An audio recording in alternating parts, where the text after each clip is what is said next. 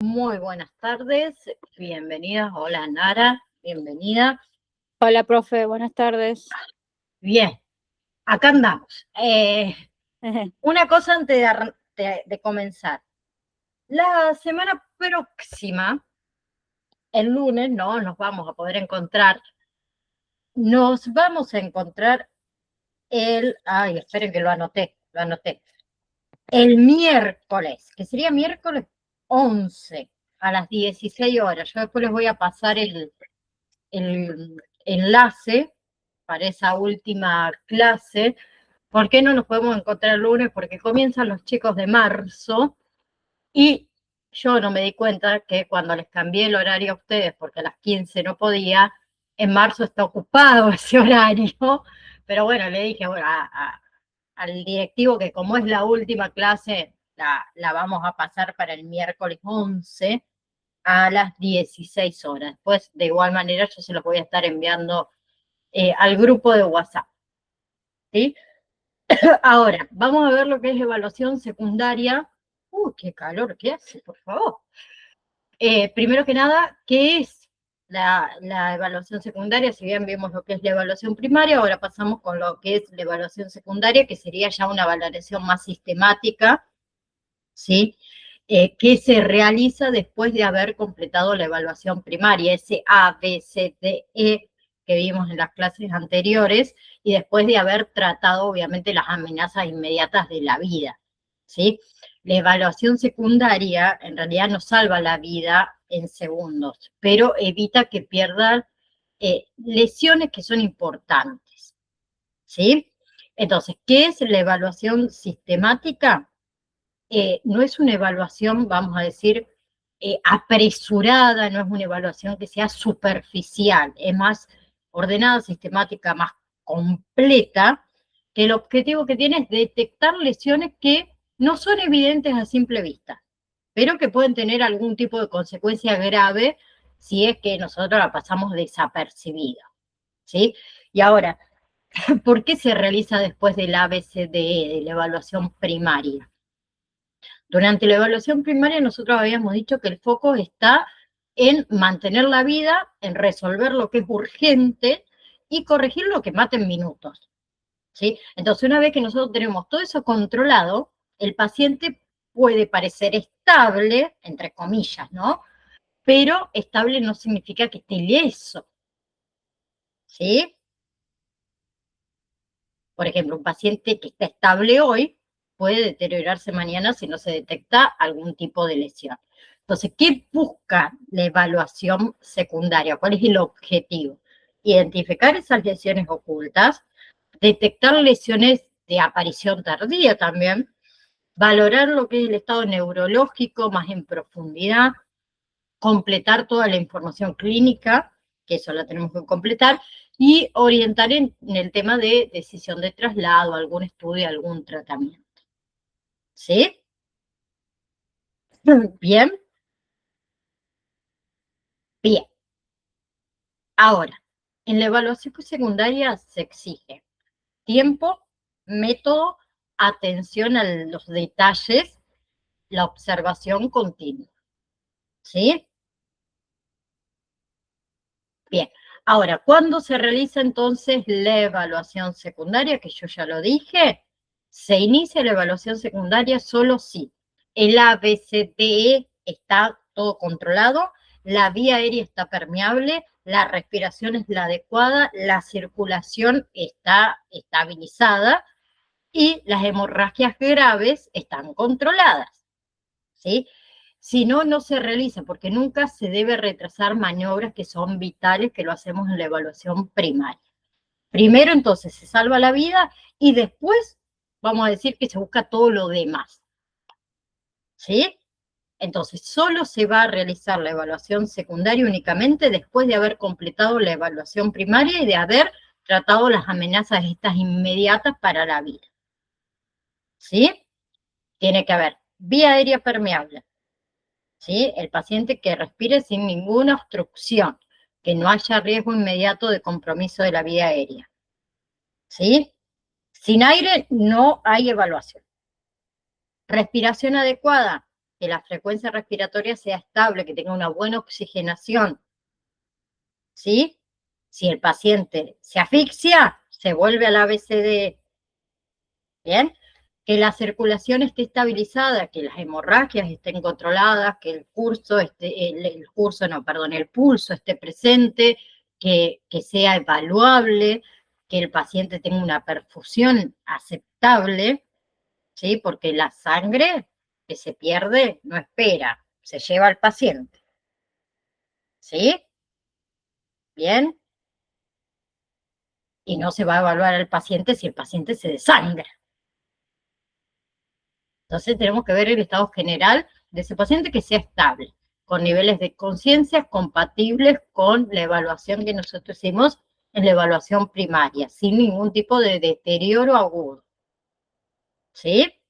Y como les dije, esta evaluación primaria nunca debe retrasar las maniobras vitales, ¿sí? Si aparece un problema vital, se suspende la evaluación secundaria. Si el paciente empeora, se vuelve al ABCDE. Y si hay dudas, mejor es prevenir, no, priorizar la vida, ¿sí? Porque la evaluación secundaria sí es importante, muy importante, pero la vida es más urgente que la evaluación secundaria. Bien, entonces primero se salva la vida y después se busca todo lo demás, ¿sí? Objetivos, como dijimos, detectar los niveles o las lesiones que no son evidentes, identificar esas lesiones ocultas, como dice ahí, ¿sí? Potenciales problemas neurológicos, ¿sí? Y planificar el tema del traslado del tratamiento definitivo, ¿sí? Muchas lesiones no matan en el primer minuto, pero sí pueden matar en las primeras horas. Entonces el objetivo es ese. Bien, detectemos que, por ejemplo, muchas lesiones que no son visibles a simple vista, no sangran extremadamente, no producen un dolor por ahí que es intenso, ¿sí? Bien, por ejemplo, una fractura cerrada, por ejemplo, una lesión en órganos internos, una contusión que sea profunda, ¿sí? Quiero que quede claro que la ausencia de sangre no es símbolo de ausencia de algún tipo de lesión, ¿sí? Entonces ustedes tienen que identificar esas lesiones ocultas, que son aquellas que están presentes, que no se manifiestan de inmediato, pero que pueden descompensarse o descompensar al paciente con el tiempo, ¿sí? Que mayormente son esto, las hemorragias internas, un neumotórax pequeño, una lesión hepática, por ejemplo, ¿sí? Bien. Después van a completar lo que es la valoración neurológica, ¿sí? Que durante la evaluación primaria se realiza una valoración neurológica rápida, pero en la secundaria como que se profundiza, porque ahí sí vamos a evaluar nuevamente el nivel de conciencia con la escala Glasgow, la orientación, la fuerza, la sensibilidad, los cambios neurológicos que tiene progresivo, ¿sí? El cerebro nuestro se deteriora sin avisar, ¿sí? Entonces podemos tener un paciente que está inicialmente lúcido, pero tuvo un golpe en la cabeza, ¿no? En la evaluación secundaria presenta una confusión leve. Sospecha, ¿no? Puede tener un hematoma intracraneal, perdón, que está en evolución, ¿sí? También en la evaluación secundaria, ¿qué hacemos? Recolectamos información clínica que es grave. Alergias, si toma medicación, como por ejemplo anticoagulantes, qué patologías previas tiene, la última ingesta, los mecanismos del trauma, toda esa información que puede modificar conductas, ¿sí? Porque la historia clínica del paciente también va a salvar la vida. Y se planifica, como dijimos, el traslado o el tratamiento definitivo, ¿sí? Si el paciente hace falta que lo trasladen a un centro, por ejemplo, de mayor complejidad, si requiere de estudios más complejos, si requiere de una intervención quirúrgica, ¿sí? Porque no todos los pacientes van al mismo lugar y no todos los pacientes tampoco van al mismo ritmo, ¿sí? Mayormente siempre se prioriza lo que son centros de cirugía, traslados rápidos, traslados que son modificados, ¿sí? Entonces, en esta evaluación secundaria, ustedes deben observar, deben tener mucha paciencia, ¿sí? Y deben tener mucha responsabilidad profesional, ¿sí? Porque quien detecta realmente una lesión oculta evita una emergencia mucho, mucho mayor. Entonces, tenemos componentes de la evaluación secundaria, que son tres pilares fundamentales. El primero es el interrogatorio dirigido, que vamos a utilizar el método AMPLE, ¿sí? AMPLE, ¿bien? Que es muy recomendado en los que son los protocolos actuales, que la A significa alergias, la M, medicación habitual, o sea, ¿qué le vamos a preguntar al paciente? Alergias, medicación habitual, P, patologías previas, L, última ingesta, ¿sí? ¿Qué comió a qué hora? ¿En qué cantidad? Y la E son eventos relacionados con el trauma, ¿sí? Es un interrogatorio que puede anticipar lo que son complicaciones. ¿Bien? Entonces, en ese interrogatorio, ¿sí? Amplio, no es que es una charla, es una intervención clínica. ¿Y por qué es importante? Porque la información que nosotros podemos obtener de ahí puede modificar decisiones que se están por tomar, anticipar esas complicaciones, aumentar la seguridad de ese paciente, guiar el tratamiento, guiar el traslado. Entonces, ¿qué le vamos a preguntar? ¿Qué se pregunta? ¿Alergias a medicamentos, alergias a alimentos, alergia al látex, alergia a cualquier sustancia? No tengo alergia, listo, no. Porque es importante preguntar las alergias, porque puede haber reacciones graves, puede haber, o mejor dicho, condiciona más que nada la medicación de urgencia, si por ejemplo es alérgico a un medicamento. Yo, por ejemplo, soy alérgica a las penicilinas, ¿sí? Entonces, si me colocan algo con penicilina, me va a dar una anafilaxia. Entonces, hay que tener cuidado, ¿sí? Influye las alergias en la anestesia, en los contrastes. Entonces, hay que preguntar, ¿sí? Porque una alergia ignorada, vamos a decir, puede ser fatal. Después que se pregunta, medicación habitual, ¿qué se investiga más que nada? Si toma anticoagulantes, antihipertensivos, la insulina, psicofármacos, ¿sí? Porque si toma anticoagulantes hay un riesgo mayor de sangrado. Si la insulina hay un riesgo de hipoglucemia. Los betabloqueantes pueden ocultar todo lo que es una taquicardia, entonces hay que saber, ¿sí? Las patologías previas, más que nada, ¿qué queremos conocer? A ver, si el paciente tiene cardiopatía, si tiene POC, si tiene diabetes, si sufre de epilepsias, si tiene una insuficiencia renal, ¿sí? Porque cualquiera de esas enfermedades aumenta el riesgo de complicaciones. ¿Sí? Cambia un poco el pronóstico, vamos a decirlo así, ¿sí? La última ingesta, cuando comió, cuando bebió por última vez, qué tipo de ingesta, en qué cantidad. Porque es importante saber el tema de la última ingesta, por riesgo a aspiración, ¿sí? Por consideraciones también con la anestesia, por el tema de alguna planificación quirúrgica que necesita, porque el estómago lleno cambia toda la urgencia. Y después tenemos todos estos eventos relacionados con el trauma, que ¿qué se le pregunta? ¿Cómo ocurrió el accidente? ¿Cuál fue el mecanismo de lesión?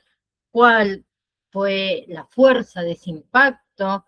¿Cuánto tiempo transcurrió desde el accidente hasta ahora? ¿Sí? Porque eso a nosotros nos permite sospechar de que tenga lesiones internas, ¿sí? Nos orienta en lo que es esa evaluación física, ¿bien? El mecanismo del trauma en realidad que cuenta la historia que el cuerpo todavía no nos mostró. ¿Sí? ¿Ustedes saben lo que es el mecanismo del trauma? ¿Qué hace referencia o no? Pues por ahí yo hablo y ustedes no saben de lo que hablo. ¿Sí? Mecanismo del trauma es ese proceso por el cual un evento, ¿sí?, altamente estresante supera la capacidad de la persona para poder afrontarlo mayormente. Eso puede ser un mecanismo de trauma, puede ser a nivel neurológico, emocional o conductual. ¿Sí? Ahora, eso hablando de la parte de psicología. En emergencias, ¿qué es el mecanismo del trauma? Se refiere a la forma, vamos a decir, la forma en la que ocurrió esa lesión. ¿Sí? Es como decir la energía, ¿sí?, que impactó sobre el cuerpo y que produjo ese daño. ¿Bien? Bien. Ahora sí. En psicología es el proceso por el cual ese evento estresante, amenazante, ¿sí?, supere esa capacidad que tiene la persona para afrontar. ¿Bien? En emergencias, vamos a decirlo así, el mecanismo del trauma se refiere a esa forma en la que ocurrió esa lesión. ¿Ok? Bien. Entonces, tenemos que realizar luego de esa interrogación el examen físico completo, de cabeza a piecitos. ¿Sí? Se debe realizar de una forma sistemática, ordenada, sin omitir ningún tipo de zona. Entonces, se comienza por ¿qué? Cabeza y cuello. ¿Qué buscamos? Heridas, hematomas, control de pupilas, dolor cervical. ¿Sí? Bien, porque ahí cualquier cosa hay que inmovilizar, la inmovilización, perdón, cervical, hasta descartar esa lesión.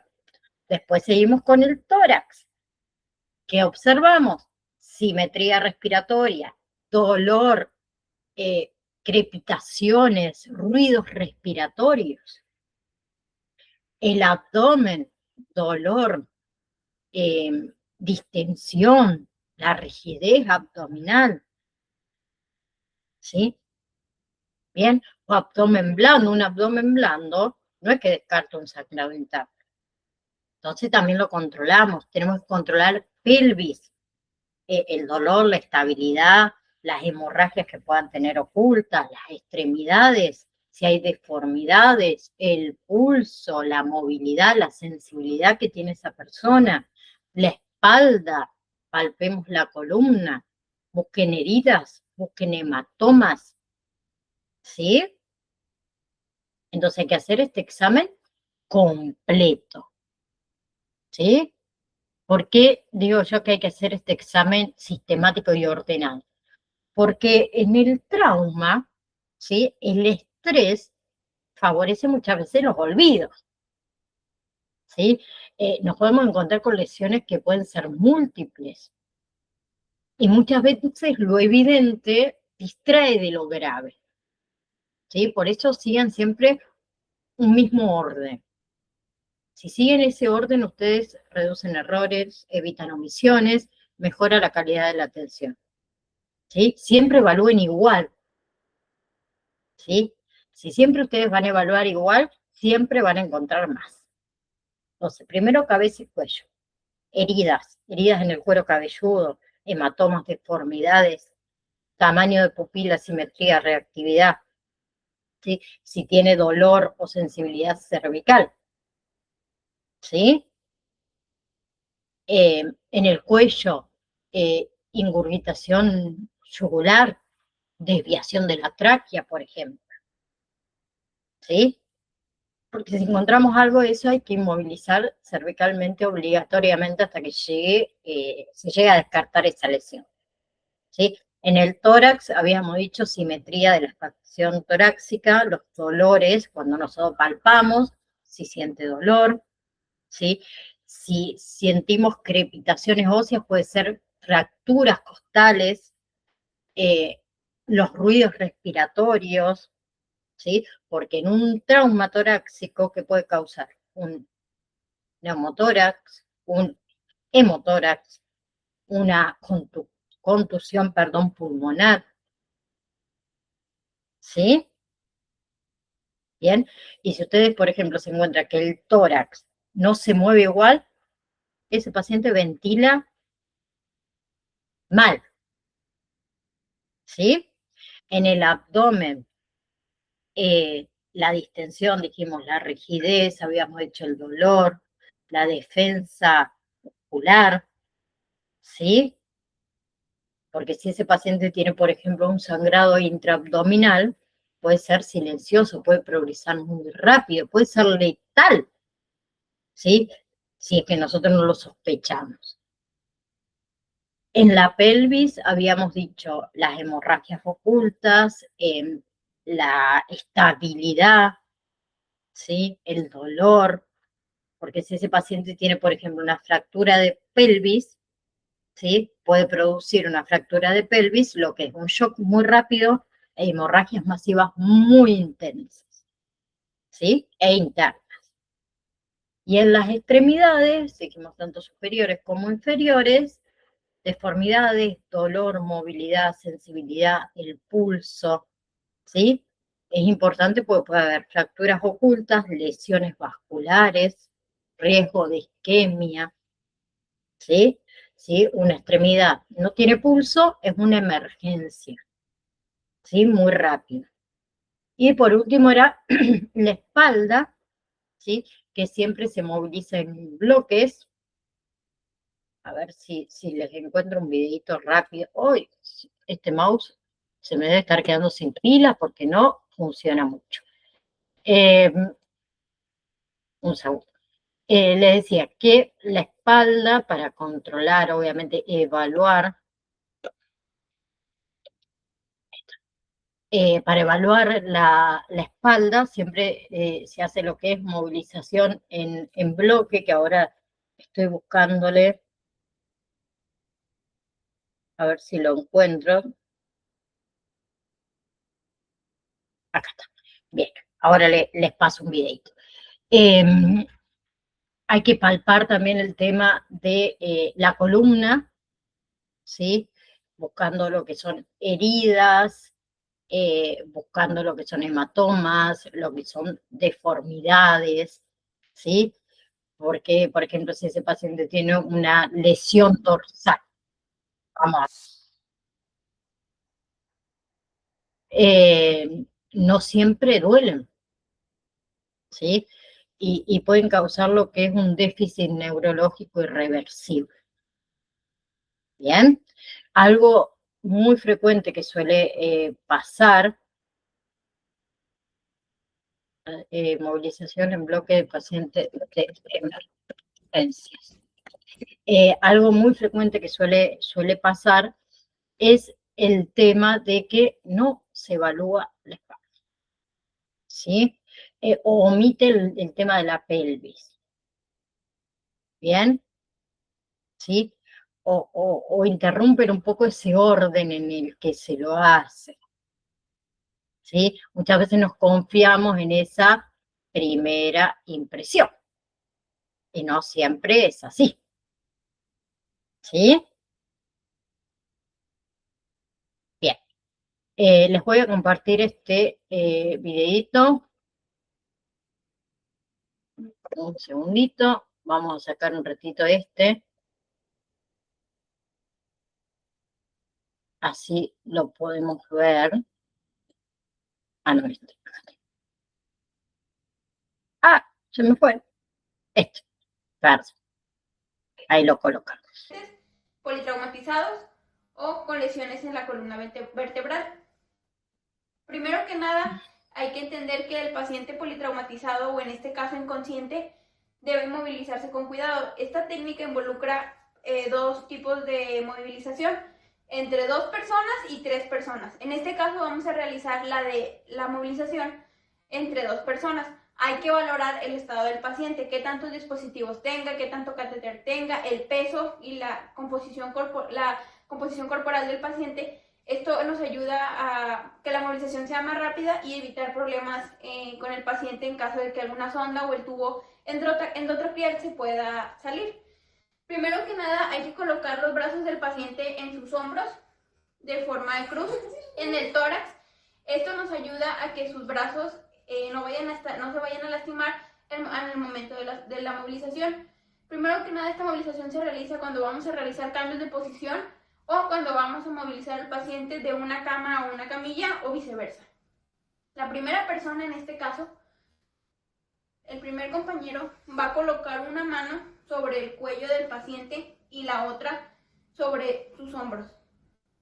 La segunda persona, en este caso, colocaría una mano bajo su cadera y la segunda bajo sus glúteos.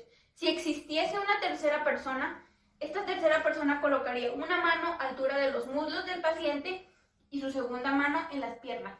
En este caso solo somos 2 personas. Entonces yo voy a colocar una mano bajo la cadera del paciente y la otra bajo sus glúteos. Hay que contar a la de 3 para movilizar al paciente. 1, 2, 3. 2, 3. En este caso, supongamos que aquí hay una camilla, se pasaría el paciente de este lado. Otra forma de movilizar al paciente es esta misma, pero para ponerlo de costado. 1, 2, 3. En este caso nos ayudaríamos con la sábana transversal para que el paciente se encuentre estable. En caso de ser necesario, para evitar úlceras por presión, se coloca entre las piernas del paciente una almohada. Y esto se considera la técnica de movilización en bloque del paciente. Gracias. Bien, una vez que el paciente entonces está de costado, nosotros podemos hacer lo que sería buscar lesiones en lo que es espalda. ¿Sí? Ahora, durante la evaluación secundaria, también se debe registrar lo que son los signos vitales, ¿sí? Reevaluarlos periódicamente y detectar estos cambios por ahí que son sutiles, porque un cambio en los signos vitales vale más que cualquier foto clínica, ¿sí? Entonces, pilar dinámico de la evaluación secundaria, ¿sí? Los signos vitales, ¿sí? Que dejan de ser ese dato aislado. Pasa a ser una herramienta dinámica y una herramienta de vigilancia clínica, ¿sí? Entonces, ¿por qué es importante evaluar nuevamente los signos vitales en la evaluación secundaria? Por muchas lesiones, ¿sí? Porque nos dan síntomas inmediatos, porque los signos vitales evolucionan con el tiempo, ¿sí? Y mayormente se manifiestan primero como cambios sutiles. Bien, entonces nos va a permitir los signos vitales detectar deterioros precoces en ese paciente, sospechar de lesiones ocultas, valorar la respuesta al tratamiento y la toma de decisiones. Entonces, ¿qué vamos a evaluar acá? Frecuencia cardíaca. ¿Sí? Bien, si el paciente tiene una taquicardia temprana, puede indicar hemorragia, puede indicar ansiedad, puede indicar un shock, ¿sí? Puede indicar dolor. Que la taquicardia suele ser el primer aviso. Después, la presión arterial, ¿sí? Que puede mantenerse normal al inicio, ¿sí? Pero luego se dispara. La hipotensión también suele ser tardía, ¿sí? La frecuencia respiratoria también, muy sensible a cambios clínicos, aumenta con el dolor, aumenta la hipoxia, ¿sí? La respiración se altera mucho antes que el pulso, por ejemplo. La temperatura también, ¿sí? Una hipotermia empeora el sangrado. Una fiebre puede indicar infección, inflamación, ¿sí? Las personas que sufren trauma, el trauma enfría, entonces también contrólenlo.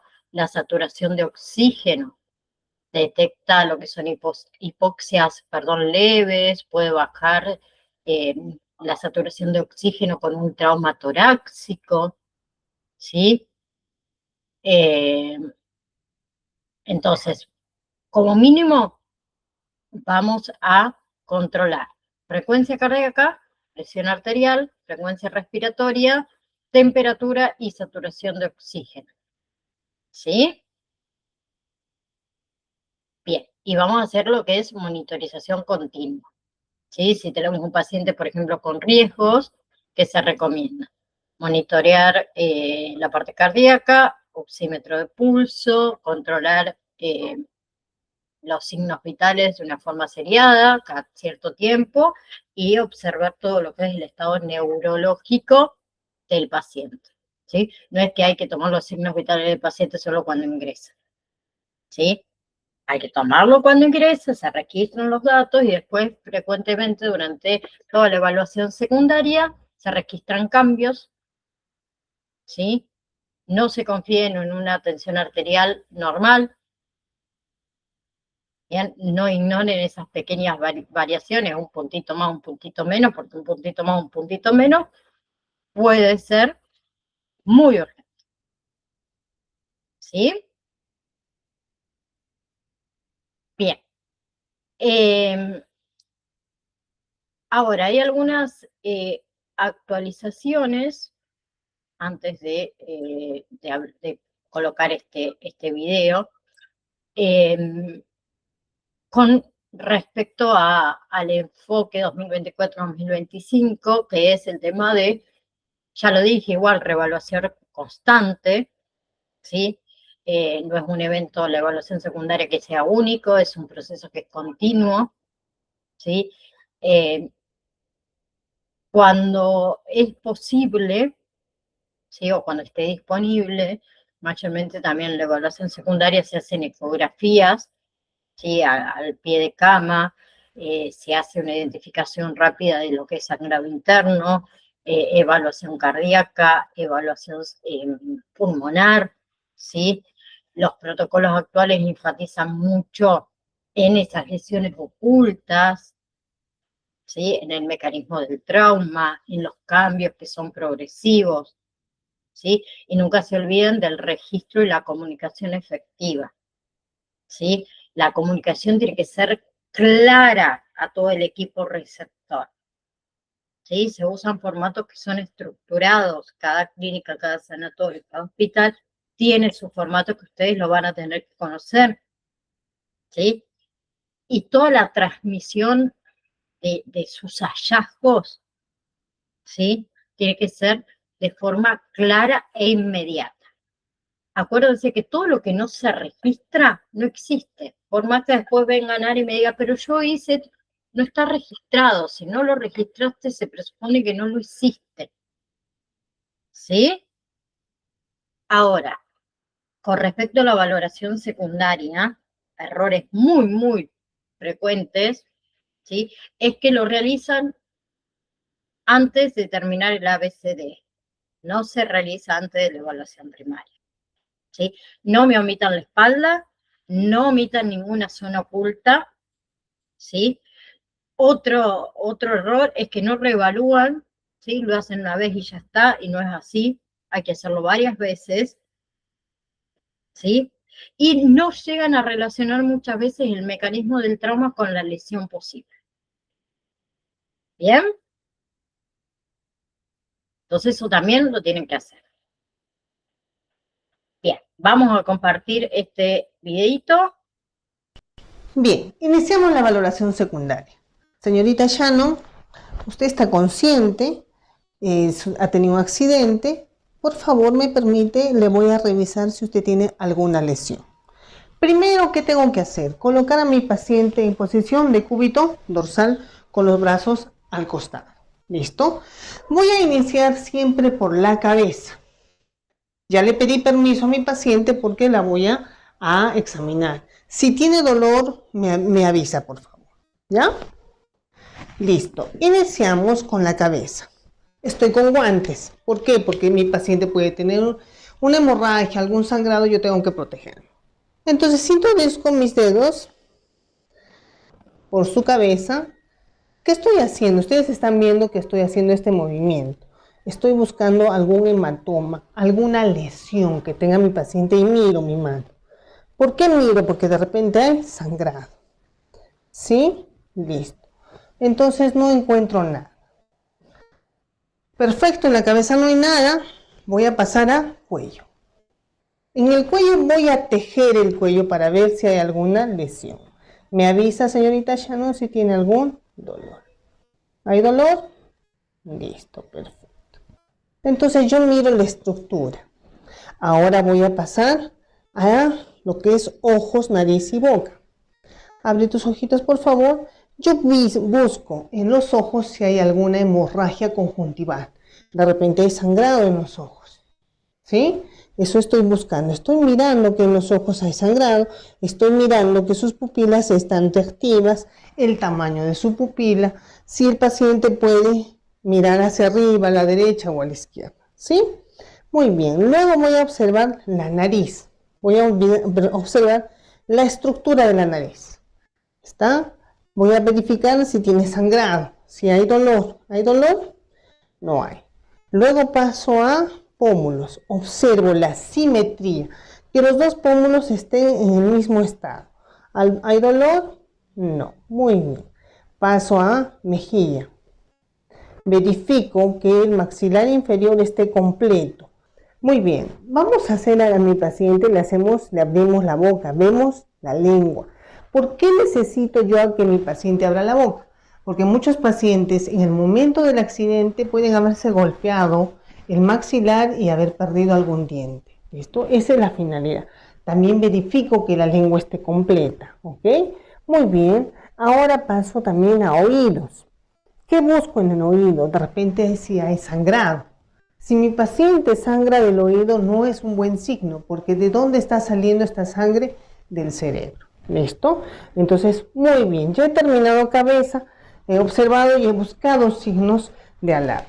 Ahora voy a pasar a lo que es tórax y miembros superiores. Bien, lo que voy a hacer es verificar que la clavícula esté completa. Verifico que la clavícula esté completa. Muy bien. Verifico esternón. Voy a palpar costillas. ¿Sí? Bien. ¿Hay dolor? No. Verifico la simetría, que esto esté simétrico. Si hay algún problema en la respiración del paciente, de repente si hay algún moretón, si hay algún golpe, observo. ¿Sí? Veo la simetría de las mamas también y pregunto si hay dolor y o lesión. Muy bien. Paso a lo que es miembros superiores. Siempre yo me pongo en una posición alineada al paciente. ¿Ok? El brazo no lo levanto hacia arriba. ¿Por qué? Porque si mi paciente tiene una fractura, yo voy a terminar de fracturarlo. Entonces coloco el brazo hacia abajo y voy a mirar la estructura. Entonces yo cubro con mi mano todo y voy mirando. Señorita, ¿tiene dolor? No. Muevo el brazo, ¿hay dolor? Pregunto al paciente. Bajo muñeca, ¿duele? No. Dedo por dedo, verifico la estructura de los dedos. Si de repente el paciente tiene una luxación, un esguince o algún tipo de lesión. ¿Listo? Muy bien, no tiene nada mi paciente, igual. Ahora voy a hacer cadera. Para verificar que mi paciente tiene algún problema de cadera, simplemente le hago un movimiento. ¿Duele? No duele. Veo la estructura de la pelvis. Que la pelvis tenga simetría, que no exista ninguna deformidad en el cuerpo. Ahora voy a revisar miembros inferiores. Igual, cubro con mis manos todo el miembro. Verifico si hay sangrado. Verifico deformidades. No encuentro ninguna deformidad. Está conservado. Rodilla. ¿Duele? No. Tibia y peroné. Verifico si hay fractura de tibia y peroné. No hay nada. Todo está. Verifico sangrados. No encuentro. ¿Sí? Miembros inferiores y pies. ¿Duele? No. Perfecto. Eso es todo en valoración secundaria. Hago lo mismo con el lado opuesto. ¿Ok? Queridos youtubers, esperando que se encuentren todos muy bien y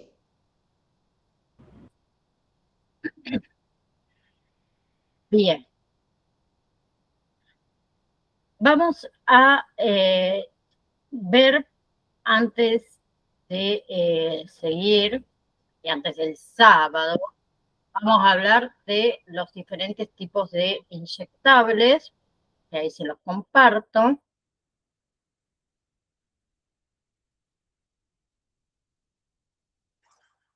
Bien, ahí se compartió o no. Ahí está.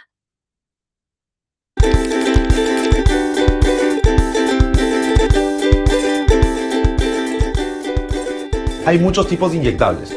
Los más frecuentes, de acuerdo a la profundidad y a la estructura donde se colocan, son los intradérmicos, los subcutáneos, los intramusculares y los endovenosos.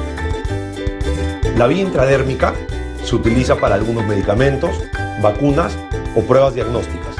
Se puede hacer en el hombro o en el antebrazo y se utilizan jeringas muy pequeñas, como esta, con agujas muy chiquititas.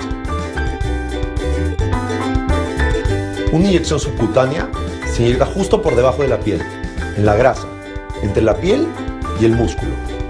Algunos ejemplos de medicamentos que pueden inyectarse a nivel subcutáneo son, por ejemplo, hormonas en tratamientos de fertilidad, insulina en pacientes diabéticos o hormonas de crecimiento para los niños que lo necesitan. Generalmente se aplica alrededor del ombligo. Las inyecciones intramusculares se aplican directamente en el músculo, generalmente en las nalgas. Se puede usar para medicamentos como antibióticos o medicamentos para el dolor. Las inyecciones endovenosas se aplican para ciertos medicamentos, como algunos antibióticos o suero en el caso de pacientes deshidratados. Hay dos tipos de administraciones endovenosas, o por la vena, en bolo y en infusión. En el caso de las administraciones de endovenosos en bolo, se utiliza una jeringa, como esta, y se coloca todo en un solo procedimiento, que puede durar entre 1 a 30 minutos. En el caso de la infusión, se utiliza un suero, como este, y en el suero se coloca el medicamento para que vaya cayendo gota a gota, de acuerdo a la indicación de tu médico. Recuerda que los inyectables deben de ser colocados por personal de confianza, capacitado, porque si no, pueden producir hematomas, infecciones o hasta complicaciones más severas. Si necesitas un inyectable, pídelo por Doctus.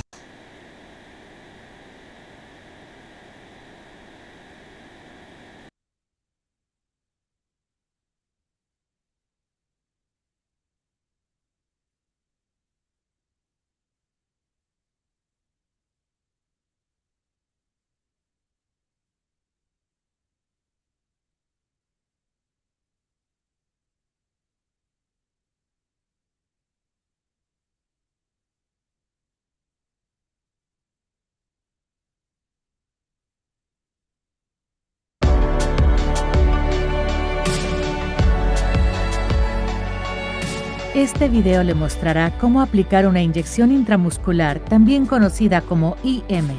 Intramuscular significa en el músculo. Una inyección IM significa colocar una aguja en el músculo que se encuentra debajo de la piel y aplicar una pequeña cantidad de medicamento ahí. Las inyecciones intramusculares se usan para ayudar a controlar o prevenir muchos problemas de salud, entre ellos enfermedades del sistema inmune, infecciones, bajos niveles de B12 y mucho más. Los medicamentos que se usan para estas inyecciones vienen empacados de varias formas diferentes. Algunos medicamentos vienen en autoinyectores o bolígrafos. Otros vienen en jeringas tradicionales prellenadas con el medicamento. Y otros vienen en frascos. Usted deberá extraer el medicamento necesario del frasco cada vez que se aplique una inyección. El medicamento incluso puede venir en diferentes presentaciones. En la mayoría de los casos, el medicamento viene en presentación líquida. Algunas veces su médico puede recetarle un polvo. Este se tiene que mezclar con un líquido como agua salina o agua destilada antes de poder usarse. Si el medicamento necesita ser refrigerado, es una buena idea dejar que alcance temperatura ambiente antes de aplicarse la inyección. La inyección podría resultar más dolorosa si el medicamento está frío. Comience por lavarse las manos con agua tibia y jabón. Asegúrese de tener todo lo que necesitará: almohadillas de algodón o hisopos de algodón humedecidos con alcohol, una jeringa desechable, el medicamento que usará, algodón y vendajes autoadhesivos y un lugar donde eliminar en forma segura la jeringa usada. Las inyecciones intramusculares IM se pueden aplicar en diferentes lugares, como el músculo deltoides del hombro, el muslo superior o la parte externa de la cadera. Es importante evitar colocar la inyección en el mismo lugar todas las veces. Debe evitar inyectarse en cualquier lugar que esté amoratado, se sienta sensible o tenga una cicatriz. Verifique la fecha de vencimiento de su medicamento. Si el frasco tiene una tapa plástica, retírela. Luego limpie la parte superior del frasco con un algodón o un hisopo con alcohol y deje que se seque. Luego, prepare el área para la inyección. Pase un algodón con alcohol. Deje secar la piel antes del siguiente paso. La jeringa está hecha de 3 partes básicas: el cuerpo, el émbolo y la aguja. El cuerpo tiene marcas al costado para ayudarlo a medir la dosis correcta. Las jeringas vienen de tamaños diferentes. Su médico o su farmacéutico lo ayudarán a asegurarse de que sabe cómo usar las marcas de las jeringas que tenga. Cuando esté listo, abra el paquete que contiene la jeringa. Luego, abra el paquete que contiene la aguja y enrósquela en la jeringa. Haga entrar aire a la jeringa. Empuje el émbolo hacia atrás hasta la unidad de marca que se le haya indicado en la receta. Ahora, con mucho cuidado, retire la tapa de la jeringa y déjela a un lado. Inserte la jeringa a través de la parte superior del frasco. Dé vuelta a la jeringa y el frasco e inyecte el aire en el frasco empujando suavemente el émbolo hasta el final. Ahora, tire lentamente del émbolo hacia atrás. Asegúrese de que la aguja esté debajo de la superficie del medicamento. Siga extrayendo el medicamento hacia el cuerpo de la jeringa hasta que contenga la dosis correcta. Mantener la jeringa debajo de la superficie del medicamento disminuye las posibilidades de que haya burbujas en el cuerpo de la jeringa. Si nota que hay burbujas de aire grandes, debe quitarlas. Para hacer esto, empuje el émbolo nuevamente. Esto enviará el medicamento de nuevo al frasco. Luego, extraiga lentamente la cantidad correcta una vez más. Para aplicar la inyección, mantenga el cuerpo de la jeringa de tal forma que apunte directo hacia la piel. Con un movimiento firme y suave, inserte la aguja a través de la piel y en el músculo. Una vez que haya insertado la aguja, mueva el pulgar al émbolo y lentamente empuje hasta el final. Cuente hasta 3 para asegurarse de que la jeringa está completamente vacía. Luego retire la aguja y déjela a un lado. Puede necesitar un poco de algodón y una venda autoadhesiva para el sangrado. No intente volver a ponerle la tapa a la aguja. Podría pincharse. Coloque la jeringa usada en un contenedor para objetos filosos. La inserción de las agujas es fácil, pero es difícil extraerlas. Si no tiene un contenedor para desechar objetos filosos, puede usar un frasco o una botella de plástico duro con una tapa de rosca.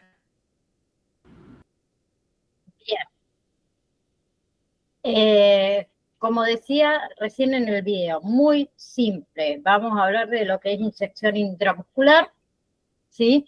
Que consiste en administrar un medicamento dentro de un músculo, donde ahí se va a absorber mucho más rápido por lo que es, por ejemplo, la vía subcutánea. Los sitios más utilizados: deltoides del hombro, ¿sí?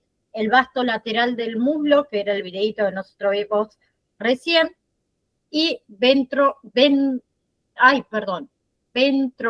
ahí está, que es entre la cadera, que es el más seguro, ¿sí?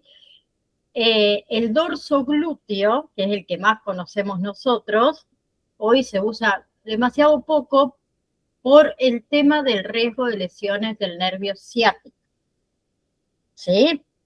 Entonces, ¿qué deben evaluar ustedes antes de colocar cualquier medicamento? Que la prescripción médica sea la correcta, ¿sí? ¿Qué tipo de medicamento es? ¿Qué dosis le da y el peso del paciente? El estado del músculo y si hay alguna contraindicación. Porque si ustedes realizan mal, digamos, la colocación, puede generar lesiones nerviosas, ¿sí? Hematomas, abscesos, reacciones alérgicas graves, ¿sí? A ver, ¿qué más? Otra cosa, bueno, las inyecciones intramusculares, como dijimos, se colocan a 90 grados, ¿sí? Lo primero que tenemos que hacer entonces es verificar, ¿bien? Si la prescripción médica está correcta, el tipo de medicamento, la dosis, la edad y el estado del músculo. Una vez que tenemos todo eso, vamos a agarrar una torunda con alcohol, si es al 70%, mucho mejor, ¿sí? Y vamos a hacer una limpieza. ¿Cómo se realiza la limpieza? Voy a agarrar esto y vamos a suponer que este es mi algodón. Vamos a suponer, es un papel, ¿no? Y adentro para afuera, ¿sí? Porque si nosotros hacemos siempre en el mismo lugar, ¿qué pasa? Estamos, voy a decir, estamos, se me fue la palabra, ensuciando el mismo lugar. Entonces, punto, de ahí para afuera, ¿sí? Y si se hace barrido, no pasamos tampoco en el mismo lugar siempre, ¿sí? 1, 2, buscamos otro papelito, otro algodón con alcohol y si quieren barren de nuevo, ¿sí? Ahí se deja secar, ¿cuánto? Unos segundos, hasta que seque el alcohol, ¿sí? Bien, tenemos nuestro inyectable, voy a agarrar uno de acá, lo que tengo usado. A ver. Ah, bueno, no lo puedo abrir hoy, ¿qué me pasa? Estoy dura. Igual lo vamos a ver el sábado. No, acá tengo. Ah, bueno, ahí está, ahí está, ahí está. Bien, no la voy a abrir, pero ustedes la van a poder ver desde ahí porque si no se me contamina, ¿sí? Cargamos el inyectable y cómo va a 90 grados, ¿sí? Bien. Ahora, el tema de penoclisis, también 2 videitos de 1 minuto cada uno. De igual manera lo vamos a ver el sábado. Quiero que vean una demostración muy simple y cómo purgar también lo que es el montaje, digamos, y la instalación y la purga, perdón, del equipo de penoclisis. Así que primero les muy simple, la aguja entra a 45 grados, una vez que perforó la piel, se baja a 10 grados para que pueda ingresar muy bien, obviamente, en la vena. Antes de hacer esto, tenemos que palpar, ¿sí? Esa vena sea la correcta. Bien, cuando en el émbolo vemos sangre porque estamos en vena, entonces se saca, vieron que la aguja, yo creo que no tengo ninguna para enseñarla acá, pero vamos a buscarla así rápido. A ver, acá. Ah, bueno. Hoy, ¿qué me pasa que no encuentro nada? Eso porque toqué el sábado y puse acá. Y puse todas en distinto lugar. Voy a agarrar. Si me dan un ratito, porque no quiero que se me pase. A ver cuál es la que tengo más. Voy a agarrar un catéter grandecito.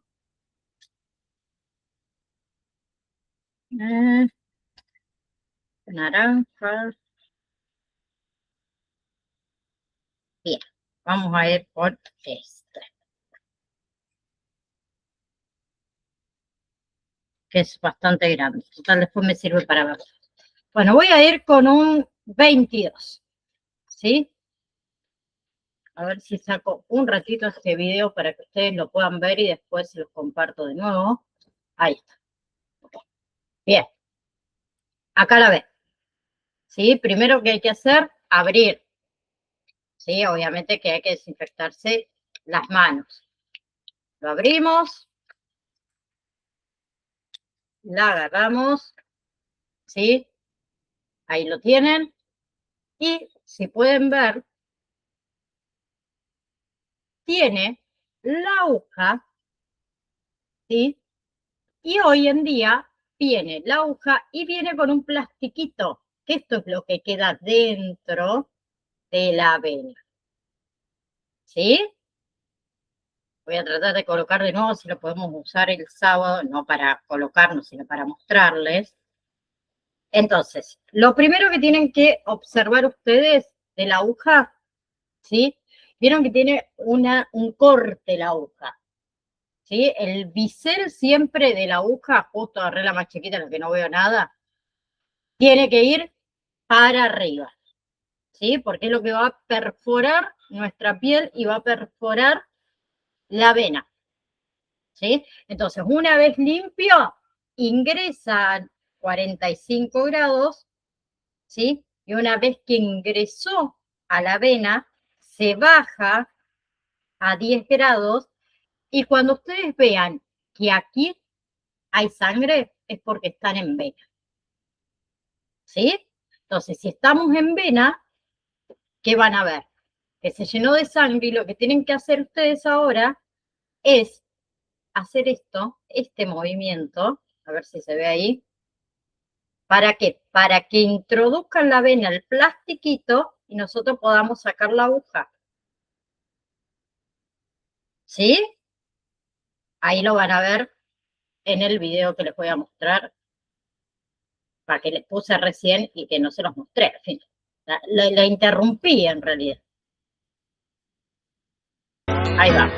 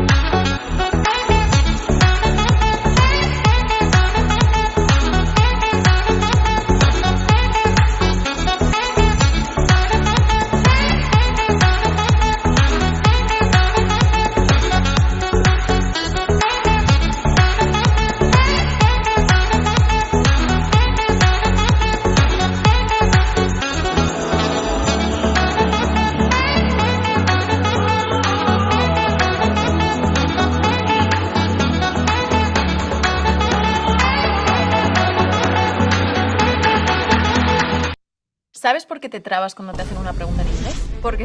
Bien. Luego, a ver, antes de colocar, ¿sí? Tenemos que tener preparado el micro o el macro gotero. Este que yo tengo acá es un macro gotero, ¿sí? Y además de eso, ¿qué necesitamos? Acá voy. Que vienen en dos presentaciones distintas. Cloruro de sodio al 0,9%, que puede venir en sachet, o este, que es durito, ¿sí? Tiene que estar preparado. Entonces, primero tenemos que hacer el montaje, ¿sí? Y la purga del equipo, ¿ok? Que ahí se los comparto cómo se realiza. Muy simple, muy fácil, es muy fácil para saber.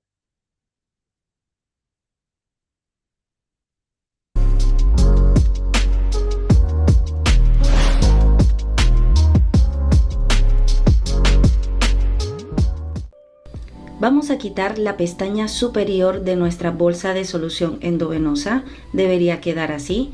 Al momento de sacar nuestro equipo de venoclisis de su empaque, vamos a quitarle el protector y vamos a introducir esta pequeña parte para poder perforar la bolsa y que pueda comenzar el goteo. Antes de colgar en el atril es importante cerrar la válvula. Una vez en el atril vamos a presionar ligeramente nuestra cámara de goteo para llenarla máximo hasta la mitad. Y procederemos a abrir nuestra válvula, nuestro regulador de flujo, para poder permitir la salida del líquido.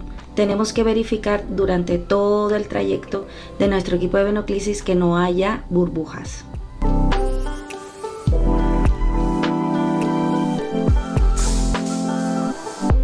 Con estas presentaciones de solución endovenosa simplemente quitamos esta parte azulita y vamos a hacer exactamente lo mismo. Quitamos la parte de venoclisis y la conectamos. Con las bolsas o botellas de plástico tienen esta parte que es como una serie de anillo. Vamos a tirar fuertemente de él y el equipo de venoclisis iría encajado, digamos que en esta apertura más grande, y vamos a perforar la bolsa completamente hasta el final.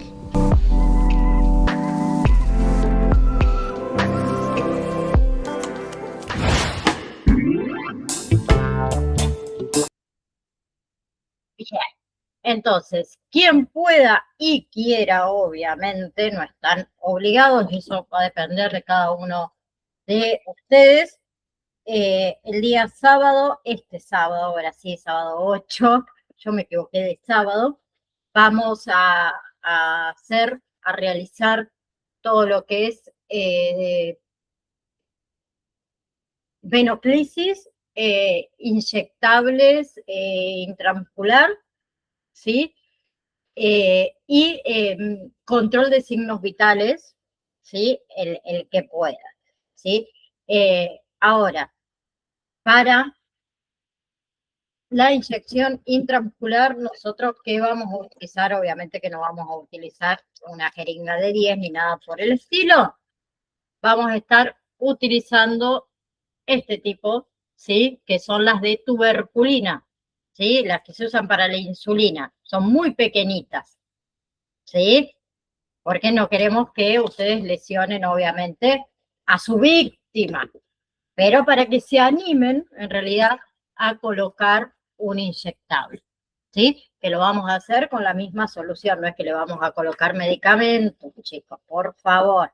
Eso no. ¿Ok? Entonces, quien quiera, el sábado yo voy a estar pasando el enlace para quien se quiera unir, obviamente, mientras tengan todos los materiales para poder hacer. Así que, Nara, muchas gracias por estar. Perdón que se me pasó un poquito, pero nos queda una sola clase, nada más, para culminar. Y ya que estoy, les digo cuándo es el examen final. Después igual se lo voy a mandar al grupo de WhatsApp, pero el examen final va a ser el 25 de marzo. Así les doy tiempo a ustedes también para que tengan una semanita más de repaso y demás. Va a ser el 25 de marzo. Y el recuperatorio de ese examen final es el 30 de marzo, ¿sí? Van a tener 2 horas para realizar ese examen final, ¿sí? Responder todas esas preguntas que hay y demás, y algunos casos, obviamente, también. Y recuerden que para poder rendir el examen final, tienen que tener cuota al día y certificación abonada, ¿sí? Si no, no van a poder rendir el examen final.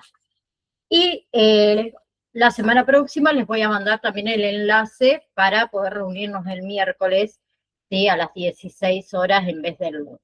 Así que un beso enorme, disfruten mucho, mucho la semana y si Dios quiere nos vemos el sábado. Chao, chao.